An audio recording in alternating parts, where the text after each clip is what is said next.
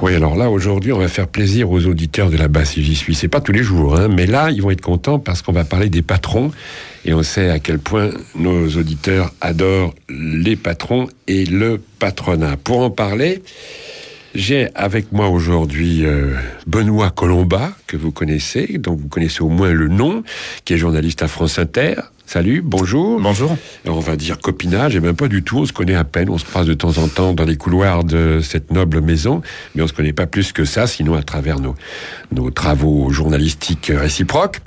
Et puis avec Benoît Colomba, il y a David de Servenay, qui est journaliste à rue 89. Bonjour. Bonjour. Ça, c'est 2 des 5 oiseaux qui ont fait ce pavé qui est devant moi, qui s'appelle Histoire secrète du patronat. Il y en a 3 autres, donc Frédéric Charpier, Martine Orange et Erwan Seznec. Celui-là nous rejoindra. Alors, Histoire secrète du patronat de 1945 à nos jours. Je vous dis tout de suite, heureusement que les journalistes en général ne lisent pas les livres. J'espère que ce livre, pour les patrons et pour le patronat, aura un succès limité, parce que là, vous donnez quand même des arguments, des analyses, et puis toute une histoire qui devrait quand même faire réfléchir. On va dire simplement ça.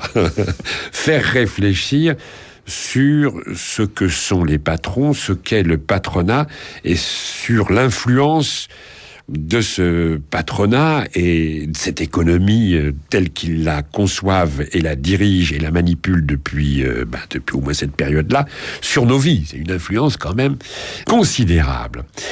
Quelle était l'intention? Qui a eu l'idée de ce bouquin? En fait, à l'origine de ce livre, il y a une enquête commune avec David Servenay, donc une enquête France Inter rue 89, sur la médecine du travail.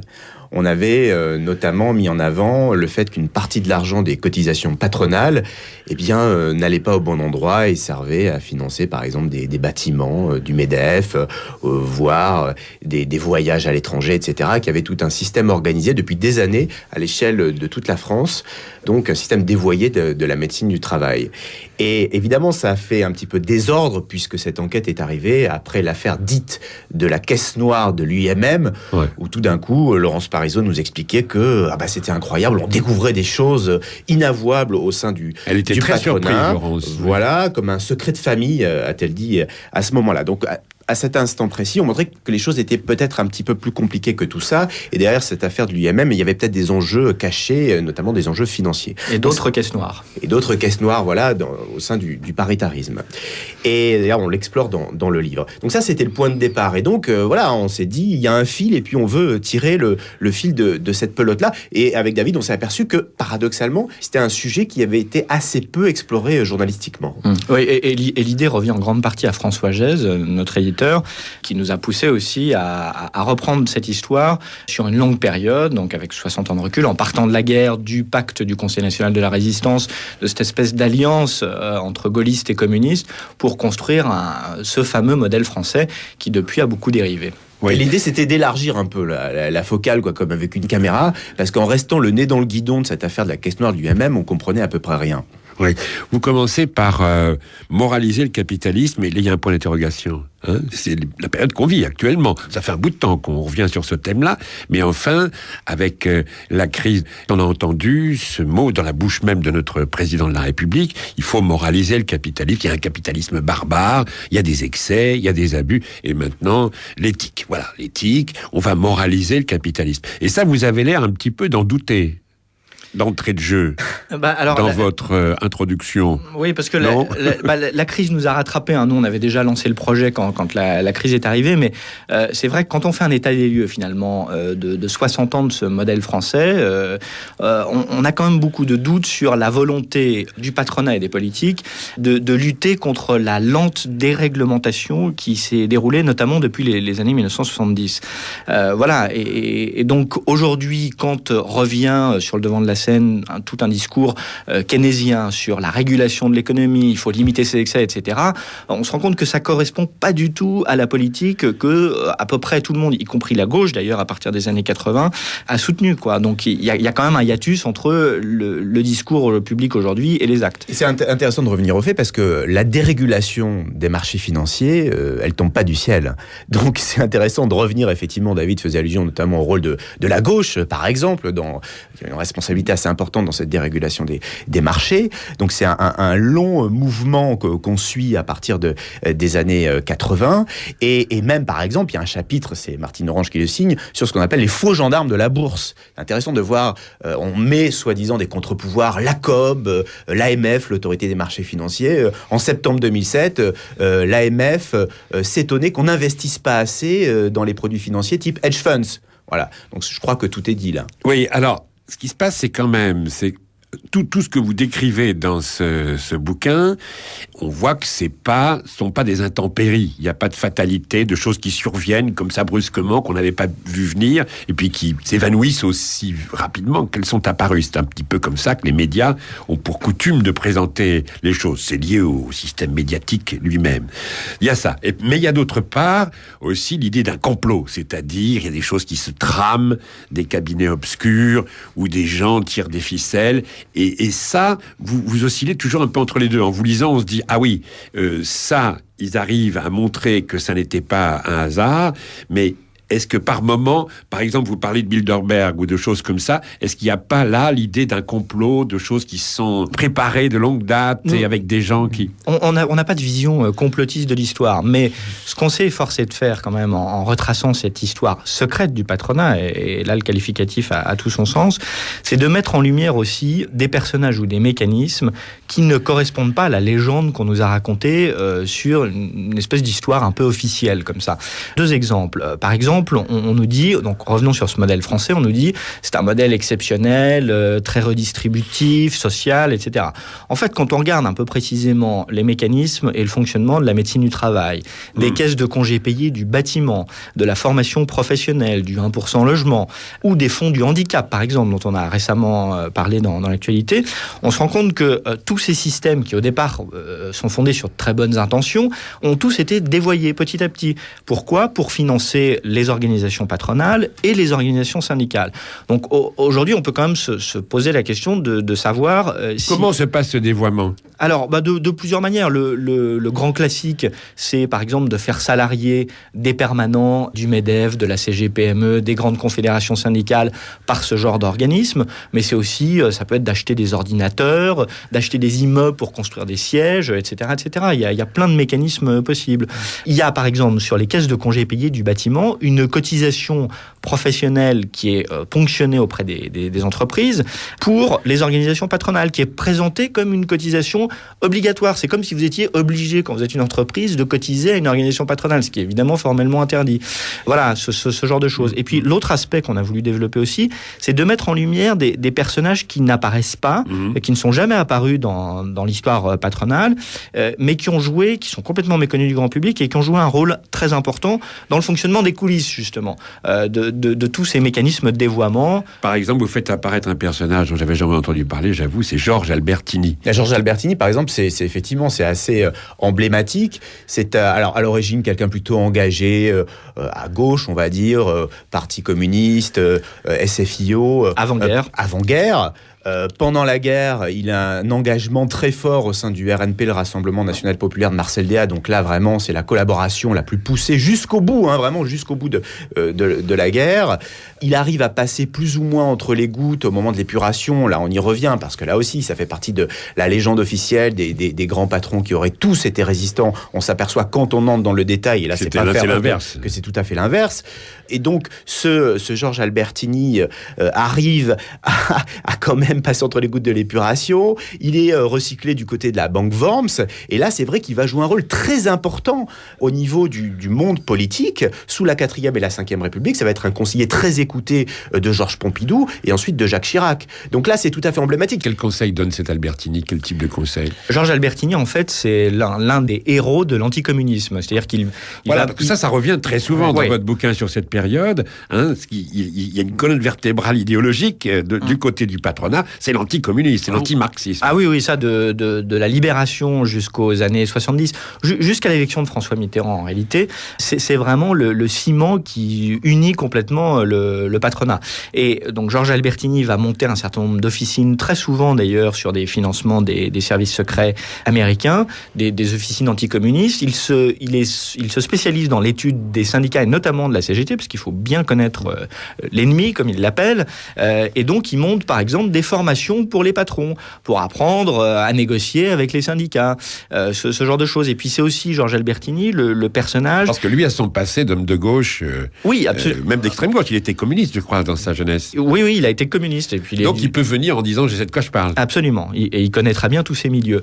Et puis, il a ses entrées partout, du côté de Guy Mollet, pour la SFIO, le champ est très large. Et à la fois, lui fournit les munitions financières. David faisait allusion, par exemple, à l'argent de la formation professionnelle. Les munitions financières, des connexions avec l'UMM, et les munitions intellectuelles. Parce que les structures dont on parle, l'Institut d'histoire sociale, l'Institut supérieur du travail, tout ça, c'est des officines qui vont alimenter en munitions intellectuelles toute une partie du personnel politique, effectivement, dans ce contexte d'anticommunisme. Et par la suite, dans les années 70, il va permettre aussi de recycler toute une partie du personnel politique venu de l'extrême droite et qui ensuite vont s'engager dans les mouvements libéraux, Gérard Longuet, Alain Madelin et d'autres.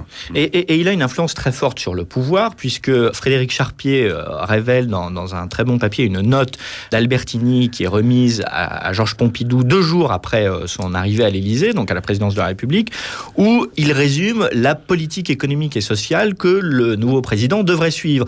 Et quand on lit cette note, on se rend compte que ça correspond dans les très grandes lignes au programme que Georges Pompidou va appliquer pendant sa présidence. On continue avec l'histoire secrète du patronat de 1945 à nos jours, secrète, ne l'oublions pas. Alors, vous avez construit le bouquin en plusieurs séquences historiques et vous suggérez aussi qu'il a plusieurs genres de capitalisme. Vous mettez en doute la capacité de moraliser le capitalisme, par le capitalisme lui-même d'ailleurs, mais après, vous découpez en séquences. Est-ce que vous pouvez évoquer les différentes séquences historiques ?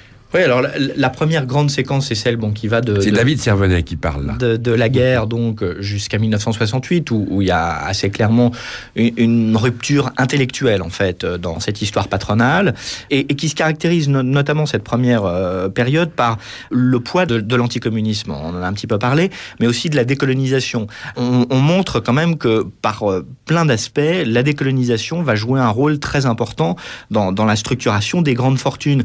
Il y a un exemple qui est assez parlant, qui est la fortune de Sylvain Floirat, qui est à l'époque donc un grand magnat qui est personnage haut en couleur, on disait. Absolument. C'est Europe numéro 1, non ? Oui, absolument. C'était le patron d'Europe numéro 1 et il est considéré comme le père spirituel de Jean-Luc Lagardère, puisque il a transmis à Jean-Luc Lagardère Matra, qui va devenir ensuite donc le cœur du groupe d'armement qu'on connaît. Et Sylvain Floirat en fait va bâtir une bonne partie de sa fortune sur le trafic d'héroïne organisé par les services secrets français, donc le SDEC à l'époque, pendant la guerre d'Indochine, pour financer les maquis que le SDEC a organisés sur les hauts plateaux du Tonkin pour faire la guérilla contre le Viet Minh. Et Sylvain Floirat donc loue ces avions de la compagnie Aigle Azur pour transporter l'opium qui ensuite est transformé en héroïne dans des laboratoires autour de Saigon. Voilà, ça c'est un aspect qui est assez méconnu, mais qui montre bien que toute cette période de la décolonisation des indépendances va jouer un rôle quand même assez important. Ce que vous mettez en valeur, je trouve, très souvent, c'est quand même la toile de fond, et même plus que ça, idéologique de tout ça, de tout ce monde de l'économie et du patronat, qui se présente toujours avec l'espèce d'objectivité de l'économie, le côté, la fatalité économique, l'obligation de la concurrence, la pression des actionnaires, etc. Et les aventuriers qu'ils seraient tous. L'aspect idéologique, il a été théorisé effectivement après mai 68, d'une certaine façon, ce qu'on appelle la contre-révolution de la communication patronale. Il y a un personnage, là aussi méconnu du grand public, qui a joué un rôle central là-dedans. Il s'appelle Michel Froisse, qui était officier pendant la guerre d'Indochine. Là, on revient encore, on parlait de Sylvain Floirat il y a peu, et qui a théorisé d'une certaine façon cette contre-révolution patronale après mai 68. Il travaille au service de la propagande aux côtés du général de Tassigny pendant la guerre d'Indochine. Il a ensuite été en Tunisie, au Maroc. Il a travaillé pour le syndicat des industries électriques dans les années 50. Et c'est lui qui crée le premier service de la communication du CNPF, c'était le nom du patronat patronat à l'époque, au début des années 70. Et là, il va théoriser la façon, effectivement, de retourner l'opinion, de se faire des journalistes des amis. Sa formule restée célèbre, c'est pour se servir de la presse, il faut la servir. Et il va former toute une génération de communicants qui, aujourd'hui, conseillent les grands patrons. Dont une certaine Madame Méot. Dont Anne Méot, dont Michel Calzaroni qui conseille notamment Vincent Bolloré, mais d'autres. Et donc effectivement, ce qui est intéressant, c'est de faire le parallélisme entre ce qu'on appelait l'arme psychologique, la 7e arme qui était utilisée pour lutter contre la guérilla, la contre-guérilla, et de voir comment cette technique a été utilisée et adaptée au monde patronal. Quel est le réel poids de ce patronat, justement, après ce que vous dites là, sur les médias, puisque vous êtes tous les trois, on est même tous les 4 journalistes. Quelle est la technique, la pression réelle?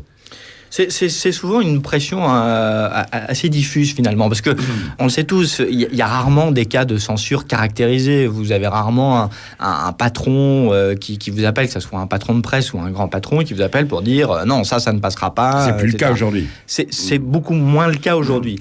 Par contre, il y a... Sauf au Figaro, ça continue quand même. Oui, pas qu'au Figaro d'ailleurs. Mais non, très très souvent, en fait, c'est une pression sur les sources. Parce que finalement, quand vous voulez travailler sur ces milieux économiques, vous êtes quand même assez dépendant des sources importantes que sont les entreprises et les patrons. Voilà. Et tant que vous travaillez dans leur sens, en tout cas de leur point de vue, tout va bien. Mais dès que c'est plus le cas, à ce moment-là, tout va mal. Et on cite un exemple qui est assez intéressant. Un confrère des Échos qui s'appelle Guillaume Delacroix, qui a suivi donc Laurence Parisot et le monde patronal pendant des années, un jour se met dans l'idée de faire une enquête pour faire un livre, et le jour où il en parle à Laurence Parisot, avec qui il a les meilleures relations, elle se fâche, elle le congédie, et elle va même le blacklister, puisqu'il nous rapporte que lors d'une réunion du conseil exécutif du MEDEF, donc le bureau en quelque sorte du mouvement patronal, Laurence Parisot dit aux autres grands patrons, désormais vous ne parlerez plus à Guillaume Delacroix parce qu'il est en train de commettre un torchon. Voilà. Donc c'est plutôt comme ça que ça se passe. Et puis on voit bien que signer des biographies non autorisées de grands patrons, ça s'avère quand même une entreprise particulièrement ardue. Il y a l'exemple de Gérard Mulliez, l'un des princes de la grande distribution, ou de Maurice Lévy dans le monde de la publicité. On s'aperçoit que les rares journalistes qui veulent s'attaquer journalistiquement à ces sujets-là, ils se heurtent à un mur. Ce qu'on trouve aussi, c'est les journalistes qui leur cirent les pompes aussi, quand même. Ça existe, il faut bien dire les choses. Ça existe. Oui. On continue avec l'histoire secrète du patronat de 1945 à nos jours, avec Benoît Colomba. Et puis avec Benoît Colomba, il y a David de Servenay et Erwan Seznec. Alors, ce qui se passe aussi, ce que vous mettez bien en lumière, je trouve, c'est tout le couple État-patron. L'État et les patrons, et ces gens-là qui se présentent toujours, justement à travers les biographies complaisantes qui sont faites sur eux, comme des héros, des visionnaires qui prennent des risques. Ça fait partie de la légende, effectivement, ces grands conquistadors, grands libéraux, effectivement. Quand on commence à regarder comment certains ont constitué leur fortune, on voit qu'effectivement, il y a quand même un léger décalage et qu'ils se sont beaucoup servis justement de l'État pour arriver à leur fin, en flirtant avec la ligne jaune. Donc on voit effectivement des gens comme Bernard Arnault, ou comment Bernard Tapie a pu faire une partie de sa fortune à la barre des tribunaux de commerce, que ça soit aussi Marcel Dassault, enfin la liste Marcel est longue. Dassault, c'est bien quand il dit « je les ai tous payés ». Oui, tous les politiques. Tous payés, c'est les politiques. Il le disait carrément, ouvertement, c'était à chéquier ouvert, il y allait, et son fils continue. Le cas de Marcel Dassault est intéressant à plus d'un titre parce qu'il est assez nuancé. Marcel Bloch, donc on le sait, a passé la guerre dans un camp de concentration, et en fait, il doit sa survie au Parti communiste, qui, dès son arrivée au camp, lui disent on vous connaît, monsieur Bloch, ne vous inquiétez de rien, on va vous protéger. Ce qui est effectivement le cas. Et quand il rentre, après-guerre, quand il revient des camps, Marcel Dassault, donc, va avoir les meilleurs rapports avec le Parti communiste et va avoir une politique plutôt assez paternaliste, mais assez sociale, en fait, au sein de son entreprise. Oui, mais il soutient aussi. On dit qu'il versait chaque année une somme au Parti communiste. C'est vrai, ça ? Il a toujours laissé planer cette ambiguïté. Mais ça serait pas étonnant, parce que toujours en raison de ce creuset qu'a été pour lui la guerre. Et ce qui est intéressant aussi dans l'histoire des Dassault, c'est que donc ce sont des gens qui ont toujours tenu un discours extrêmement libéral sur le mode il faut laisser faire les marchés, etc., etc. Et en réalité, le groupe Dassault, c'est en grande partie construit grâce à la commande publique. S'il n'y a pas l'État qui lui commande des avions, etc., le groupe Dassault n'existe pas. Donc c'est pour ça aussi qu'il faut entretenir les meilleurs rapports avec le monde politique, et c'est pour ça que Marcel Dassault va faire la carrière d'un homme politique qu'on connaît tous et qui s'appelle Jacques Chirac. Alors, ce retournement que vous évoquez, là, entre 68 et 80, il se perd. On voit arriver, là, ce qu'on appellera le néolibéralisme à ce moment-là. Non, vous le placez plus tard, ça? C'est un peu à cheval sur les deux périodes, mais ce qui est très clair, c'est que dans les années 70, le patronat formule de manière explicite une vision stratégique pour les décennies à venir. Elle est assez simple, elle dit, voilà, il y a eu mai 68, le champ de bataille, en quelque sorte, s'est déplacé sur le terrain intellectuel, idéologique, culturel, médiatique, sur le champ de l'éducation notamment, et il faut qu'on investisse tous ces terrains-là de manière très offensive.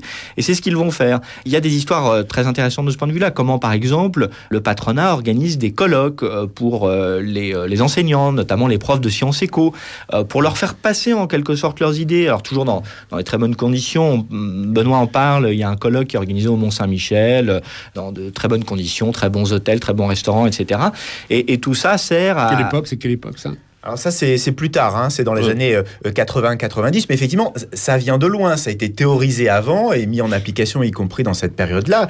Et quand on a parlé plus tard de fluidification de l'espace public, ça passait aussi par ça. Mais je veux dire, ça n'était pas secret, mais c'est intéressant de le documenter. Moi, j'ai retrouvé notamment les archives de certains colloques, ils se cachaient pas, mais il y avait un message très clair qui devait Alors être passé. c'est ça que vous dites en permanence, c'est que c'est clair, c'est public, il n'y a pas de complot derrière ça. Pourquoi est-ce qu'on ne le sait pas plus?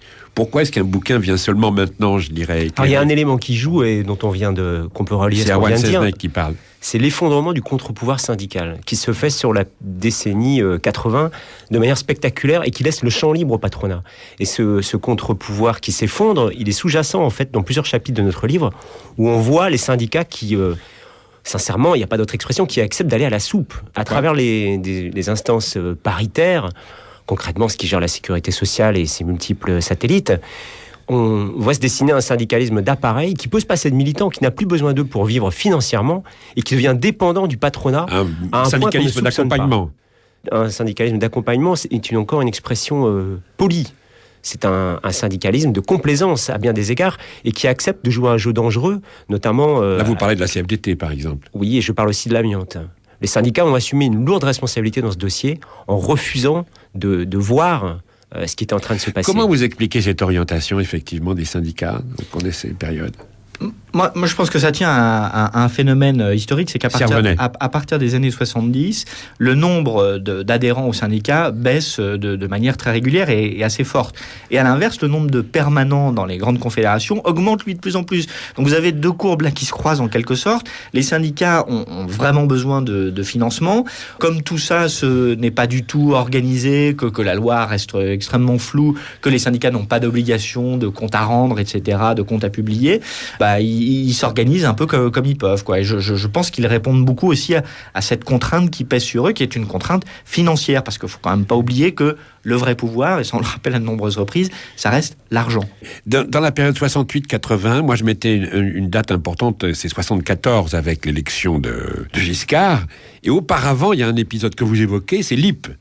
Ça, c'est un grand moment. Le patron a besoin de toi, tu n'as pas besoin de lui. Je me souviens de ça. Oui, c'est un moment charnière. Hein, c'est un moment charnière. Ouais. Là, vos patrons ont eu chaud aux oreilles. Là, il y a Claude Neuschwander, qui était le patron un peu de la Nouvelle Gauche, qui avait été choisi à un moment pour reprendre cette entreprise en lien avec le patronat qui était considéré comme progressiste à l'époque, c'est-à-dire des gens comme Antoine Riboud, le patron de Danone, par exemple. Claude Neuschwander a une phrase assez cruelle. Il dit « C'est le moment où on passe d'un capitalisme où l'entreprise est vraiment au centre à un moment où c'est la finance qui prend le pouvoir. » Et c'est intéressant, effectivement. Ouais. Alors peut-être tout le monde ne se rappelle pas de l'épisode LIP. C'est en 73, effectivement. Cette entreprise d'horlogerie, entre autres, est en crise, se cherche un repreneur. C'est finalement... Et donc, d'une certaine façon, c'est les employés, les salariés qui veulent sauver leur entreprise, mais non pas pour faire la révolution. Qui, dans un premier temps, y parviennent. Absolument. Non pas pour faire la révolution, révolution. Bon, c'était notamment la CFDT, quelqu'un comme Charles Piaget dont le nom est resté dans cette histoire-là, non pas pour faire une révolution bolchevique, mais au contraire, parce qu'ils étaient attachés à leur outil de production et qui voulaient sauver l'entreprise. Mais effectivement, pour le patronat de l'époque, François Sérac et le CNPF, c'était absolument abominable. C'était qu'est-ce que c'est que ces salariés qui veulent prendre le contrôle de l'entreprise. Enfin bon. Et donc, finalement, c'est Claude Neuschwander qui reprend l'entreprise. Et finalement, il y a un choix politique qui va être fait alors que cette entreprise était viable économiquement. En 1975, donc effectivement, c'est Jacques Chirac qui est Premier ministre. Jacques Chirac, alors, je raconte la scène dans le chapitre, demande à Antoine Riboud, convoque quasiment Antoine Riboud à l'Élysée en présence de François Sérac et dit, bon, maintenant, c'est ou vous ou libre, quoi. On est après le premier choc pétrolier, il faut quelque part faire un exemple. Et on est dans cette période où effectivement, c'est la financiarisation de l'économie qui commence à arriver et Claude Neuschwander, qui se retrouve devant le fait accompli, refuse effectivement d'aller dans cette direction-là, et il va se retrouver à la porte et blacklisté du jour au lendemain. Voilà. Donc là, effectivement, c'est un moment un peu de bascule idéologique, l'affaire Lippe. C'est ça, idéologique, c'est-à-dire que là, la finance va prendre le pas sur l'économie. L'économie financiarisée, au moins pour la France, commence là. Et puis, il y a effectivement, bon, si on reste dans l'idéologie, on parlait du rôle de la gauche tout à l'heure, c'est vrai que dans ces années 70, avant l'élection de François Mitterrand, des gens comme par exemple Jacques Attali ont joué un rôle de poisson pilote extrêmement important pour essayer de convertir la gauche à cette espèce de néolibéralisme. Et c'est vrai que si on parle d'histoire secrète, on présente toujours 1983, le tournant de la rigueur, etc. En fait, on s'aperçoit que c'est un choix politique, pour le coup, qui n'était pas du tout dicté par des raisons économiques et qui a été préparé bien en amont par des gens comme par exemple Jacques Attali, qui prenait une politique anti-keynésienne, il fallait pas du tout soutenir les salaires et passer par une rigueur budgétaire. Alors la troisième période que vous choisissez, votre séquence historique suivante, c'est 81-87, le socialisme patronal. Voilà, on est en plein dedans là. Oui, c'est-à-dire qu'à ce moment-là, c'est tous les effets en fait de la conversion idéologique de la gauche. C'est-à-dire que la gauche va institutionnaliser en quelque sorte la financiarisation de l'économie. Martine Orange l'évoque très bien sur le volet des privatisations, où en fait, on l'a un peu oublié, mais les premières privatisations, c'est la gauche qui les lance. De la même manière que la libéralisation des marchés financiers est opérée par Pierre Bérégovoy à l'époque. Et donc, à chaque fois que la droite revient au pouvoir, elle ne fait que continuer, parfois accentuer ce mouvement, mais c'est un mouvement là qui est continu. Et c'est là aussi où commencent vraiment les premières grandes privatisations. Alors, on s'attarde un petit peu sur celle des médias, notamment celle de TF1, avec l'espèce de cadeau qui est fait au groupe Bouygues à l'époque. Voilà, mais et là, on s'aperçoit qu'on part pour 20 ans de privatisation forcée et régulière, en fait, entre les gouvernements de gauche et les gouvernements de droite. Et la dernière qui a eu lieu est celle qui a été menée par Dominique de Villepin sur les autoroutes en 2006, qui ont été bradées à des grands groupes privés, qui depuis d'ailleurs font des marges de profit absolument extraordinaires. Et voilà, et ça clôt en fait tout un chapitre de l'histoire à travers lequel on a bradé en fait réellement une richesse publique. Parce que faut quand même pas oublier que l'idée du pacte du Conseil national de la résistance juste après la guerre, de cette alliance entre les communistes et les gaullistes, c'était aussi l'idée de dire voilà, on va bâtir en France par l'État de la richesse nationale en construisant des grands champions. Et ce qu'on a réussi à faire dans un certain nombre de domaines, par exemple celui de l'industrie pétrolière. Et donc en ayant comme ça une politique très volontariste, on va créer de la richesse pour l'État, qu'ensuite on va transférer au privé à des conditions extrêmement préférentielles pour tous ces grands groupes qui, parallèlement, soutiennent la carrière politique des gens qui prennent les décisions. Voilà. Il ne faut pas oublier qu'en 87, quand le gouvernement de Jacques Chirac lance ses privatisations, on est en face d'une crise financière grave qui se prépare et qui va éclater en octobre 87. On a le souvenir de cette époque-là d'une gauche plutôt dogmatique et d'une droite pragmatique. Mais en fait, c'est exactement le contraire. La gauche, à ce moment-là, ne critique pas les privatisations tant sur le principe que sur les modalités. Il dit, si vous les privatisez, bon, vous le ferez, mais au moins, attendez.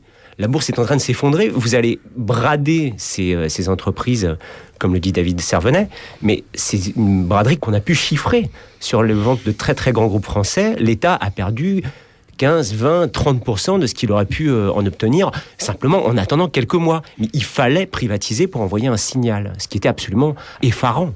Et on a reparlé de France Télécom et de la vague de suicide à France Télécom, l'ouverture du capital. France Télécom, elle s'est quand même faite sous la gauche au départ. Mais oui, c'est ça. Aujourd'hui, c'est peut-être la raison pour laquelle la gauche n'a pas le crédit qu'elle souhaiterait avoir aujourd'hui. On continue avec l'histoire secrète du patronat de 1945 à nos jours avec Benoît Colombat, David de Servenay et Erwan Seznec. Alors, qui revient quand même souvent dans votre bouquin, c'est embrouille, escroquerie, arnaque quand même, avec respectable sous la façade de la loi. Triche, c'est la triche en fait. C'est la triche, mais dans le cadre de la loi, quoi, autant que possible. Alors, parfois dans le cadre de la loi, parfois ça déborde un peu. Mais on décortique, et Martine Orange le fait avec beaucoup de talent, le système qui s'est beaucoup développé dans les années 80 de ces grands patrons qui ont fait fortune à la barre des tribunaux de commerce. Et selon un arrangement assez simple en fait, avec d'un côté la complicité d'une banque, en l'occurrence si on prend le cas de Bernard Tapie, c'est une filiale du Crédit Lyonnais, dont le directeur est également le président du tribunal de commerce de Paris. Et le troisième personnage, c'est un avocat d'affaires qui est aujourd'hui très connu et qui est un expert en montage financier qui s'appelle Jean-Louis Borloo. Et à l'époque, donc Tapie, Borloo et Despessa, donc le président du tribunal de commerce, montent un système par lequel le président du tribunal de commerce repère les groupes en déclin, mais qui ont encore dans leur périmètre des actifs tout à fait valorisables. Il passe donc en procédure de liquidation. Tapie les reprend très facilement. Il liquide toutes les branches pourries, en général avec des subventions de l'État pour financer les licenciements. Il valorise les quelques pépites à valoriser et il les revend très vite. Et Tapie va construire sa fortune là-dessus, exactement comme Bernard Arnault ou François Pinault. On l'a oublié. Alors la différence, c'est que Tapie n'a pas de vision industrielle. Il veut pas bâtir un groupe cohérent, là où des gens comme Bernard Arnault et François Pinault vont bâtir des groupes avec une vraie logique industrielle. Arnault dans le luxe, pour l'exemple. Période suivante. On arrive en 97, là, c'est ça ? Absolument. Après la période des années 90, c'est la mondialisation. Voilà, toute cette période durant laquelle, alors là, il y a un double mouvement, en fait. Il y a un mouvement de régulation, notamment parce qu'entre la fin des années 80 et le début des années 90, il y a tout un tas d'affaires politico-financières qui éclatent. Et donc, derrière, il y a une réaction normative. Hein. C'est-à-dire que c'est quand même tellement voyant et scandaleux que là, les politiques décident quand même de mettre un peu le haut là, mais parallèlement, il y a tout un tas de nouveaux mécanismes qui se développent dans le cadre de la mondialisation, qui vont être encore, d'une certaine manière, encore plus pervers, parce que ça va donner une logique à la financiarisation de l'économie qui ne va plus s'arrêter, qui va s'emballer en quelque sorte. Erwan Seznec, vous êtes arrivé plus tard. La question qu'on posait au départ, est-ce que vous croyez qu'on peut moraliser le capitalisme, puisque c'est ça votre point de départ, et ça va être ça notre point d'arrivée? Non, absolument pas. Notre livre parle effectivement beaucoup d'arnaques, de combines, mais je pense que notre livre parle de l'économie et du capitalisme comme les entrepreneurs en parlent entre eux en privé. Faut pas se voiler la face. Certains vont lire le livre avec régal, où ils vont se dire mais ils se sont complètement plantés, ces pauvres, c'était encore plus compliqué que ça. Mais ils vont pas tomber du ciel. Enfin, il faut vraiment bien distinguer le patron d'une petite PME de plasturgie dans l'Ain des gens dont on parle. Lui, il a la tête dans le guidon, il essaie de tenir sa boîte. Oui, et puis il va servir de caution aux autres. Exactement. C'est parce comme que dans le monde. C'est le petit gars qui se débrouille dans son coin, qui fait ce qu'il peut avec ses salariés. Et lui n'a rien à voir avec ça. C'est un monde qui est totalement étranger et qui cautionne pas. Les petits patrons de PME ont une image désastreuse du MEDEF en France. Faut pas se le cacher. Vous avez rencontré ces patrons au cours de vos enquêtes? On a vous pu êtes en 5 rencontrer un certain nombre, effectivement, et contrairement à ce qu'on pourrait penser, certains parlent, bien sûr. Alors, Laurence Parisot, le président du MEDEF, a refusé de nous rencontrer, c'est pas faute de l'avoir sollicité, mais sinon, bien entendu, c'est vrai que l'affaire de la caisse noire de l'UMM a, d'une certaine façon, aussi délié certaines langues, parce qu'on voit bien quand même derrière l'affichage public, d'une affaire que tout le monde a l'air de découvrir tout d'un coup. Il y a des enjeux très importants derrière, il y a des règlements de compte autour de prise de pouvoir. Donc c'est vrai qu'on a peut-être bénéficié aussi de ce concours de circonstances-là. On a l'impression quand même, en vous lisant, il y a quand même pas mal de choses qu'on savait déjà dans votre somme là, les affaires Tapie, les affaires UMM, etc. On a l'impression qu'on n'a pas prise là-dessus. On parlait du pouvoir des syndicats qui est effectivement affaibli ou faible, en tout cas aujourd'hui. On a l'impression qu'on n'y peut rien. On a l'impression que après tout, à quoi bon savoir tout ça? Non, mais comme le disait Erwan tout à l'heure, c'est vrai que quelque part, c'était un petit peu la défaite des contre-pouvoirs. Des contre-pouvoirs politiques, des contre-pouvoirs syndicaux, des contre-pouvoirs journalistiques. C'est aussi ça qui a peut-être un petit peu derrière. Enfin, la brigade financière est quand même de perquisitionner chez quelques syndicats tout de même, c'est pas désespéré. Et puis c'est peut-être pas un combat qu'on peut clore une bonne fois pour toutes, mais il est nécessaire et vital d'en parler, d'informer les gens. Ça choque quand même, heureusement, encore un peu. Oui. Mais le combat, quelqu'un comme Alain Minc le poursuit. Pour Alain Minc, ce n'est qu'un début, il continue le combat. Et c'est le début de votre bouquin. Parce que vous commencez par un courrier qu'Alain Minc adresse à ses amis patrons en leur disant « Est-ce que vous vous rendez compte de la situation ?» La situation est critique, il sonne l'alarme. Ouais. Qu'est-ce que vous pensez qu'il se fout du monde ou c'est vrai? Parce que finalement, ce qui s'est passé, c'est que il s'est rien passé pour eux, pour vos patrons là. Cette crise financière, ils s'en sortent très bien. Alain Minc, c'est un peu la marionnette utile finalement du patronat. C'est-à-dire que c'est celui qu'on agite en permanence sur les plateaux de télévision pour porter la bonne parole. Voilà, il le fait d'ailleurs avec grand talent. Maintenant, je pense qu'il y a des logiques à l'œuvre qui sont très difficiles à contrer. Et c'est notamment la logique qui veut que patronat et politique sont dans un tango duquel ils n'arrivent pas à sortir en quelque sorte. Et vous oubliez le troisième personnage, un télo médiatique dont on a parlé tout à l'heure, qui joue un rôle important. Vous le montrez d'ailleurs. Alain Minc en est la parfaite illustration. C'est pour ça qu'on met cette phrase en exergue au début du livre. Je peux juste la citer en quelques mots, parce qu'elle est tellement caricaturale qu'elle en est intéressante. Donc il s'adresse à ses amis patrons en leur disant « Mesurez-vous que le pays a les nerfs à fleur de peau, que les citoyens ont le sentiment fut-il erroné, de subir une crise dont nous sommes tous, à leurs yeux, les fautifs. » Donc là, attention, l'opinion se réveille, faut faire prendre toutes les précautions possibles. Bon, lui ne juge pas qu'il faut changer quoi que ce soit, c'est simplement que voilà, ils sont rattrapés par la défaite de leur propre idéologie à ce moment-là, de cet ultralibéralisme, de cette dérégulation à outrance, et donc voilà, simplement là, il lance un signal. On voit bien, là, l'actualité récente a bien montré que une fois la première vague passée, bon an, mal an, tout est en train de se remettre en place, que ce soit au niveau des produits financiers, au niveau du reste. Mais c'était intéressant de mettre cette photographie de cet instant T d'Alain Minc tirant cette sonnette d'alarme. Voilà. Mais tout va recommencer comme avant, bien entendu. Et tout recommence comme avant, as usual. Et business as usual. Voilà, et que tout change pour que rien ne change. Qu'est-ce que vous espérez de ce bouquin? Quel impact? À quoi vous vous attendez? Des emmerdements avec les patrons? Ça commence. Ah, il fait un grand sourire. On espère que ce livre aura une longue carrière. Nous, on reste journaliste, on rapporte des faits. Après, c'est au lecteur de s'en emparer en quelque sorte. Et si chaque lecteur, dans sa vie professionnelle, dans sa vie militante, dans sa vie syndicale, dans sa vie associative, peut transformer ces informations qu'on donne en quelque chose, ça sera très bien. Oui, parce que le bouquin est bien fait. C'est un gros bouquin, je l'ai dit, mais c'est très facile d'usage, d'utilisation. Oui, on a voulu dépasser le cercle des gens qui lisent ce genre de livre pour parler à des citoyens. Il ne faut pas s'intéresser à l'économie seulement quand votre usine est délocalisée. C'est un peu le but du livre. Conclusion. Peut-être pour clore la séquence, aujourd'hui on est dans une période, on parlait tout à l'heure des liens entre l'État, les grands patrons, dont certains ils ont pu grandement profiter effectivement de certaines connivences étatiques. C'est vrai qu'aujourd'hui on a encore un stade encore supérieur. On voit des gens comme Stéphane Richard, qui va devenir le patron de France Télécom, qui était l'ancien directeur de cabinet de la ministre de l'économie Christine Lagarde, qui négociait un redressement fiscal très important avant de pouvoir prendre son poste que directeur de cabinet, qui lui-même est un ancien de la Compagnie Générale des Eaux, qui a été à la tête de la structure immobilière de Vivendi, qui a succédé à la Compagnie Générale des Eaux. Enfin, on voit bien quand même, là on est au cœur quand même d'un certain système, au croisement entre le politique, l'économique et l'influence. Donc évidemment, peut se poser par exemple la question de conflit d'intérêts. Bon, ça je pense c'est des questions qui concernent tous les citoyens. Oui, puis il y a peut-être in fine une question que le patronat peut se poser aujourd'hui, c'est celui de son identité finalement. Parce que l'identité du patronat français, jusqu'à aujourd'hui, elle reposait, une fois de plus, sur le pacte du Conseil national de la résistance, c'est-à-dire une alliance nationale entre des groupes qui avaient des visions idéologiques différentes. Et aujourd'hui, on s'aperçoit qu'on a quand même un patronat qui calque à peu près toutes ses réactions et tous ses actes sur le patronat anglo-saxon.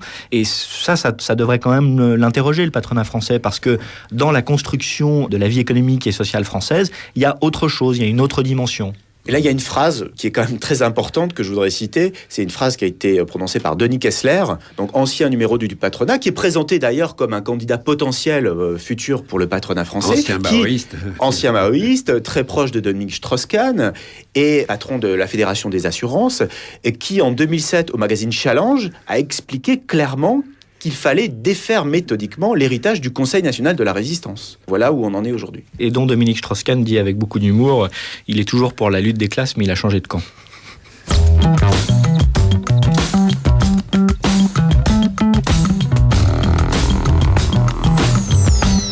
C'était un entretien avec Benoît Colomba, David Servenet et Erwan Seznec autour de leur livre « Histoire secrète du patronat » de 1945 à nos jours, le vrai visage du capitalisme français, coécrit avec Frédéric Charpier et Martine Orange. Il est paru le 5 novembre 2009 aux éditions La Découverte.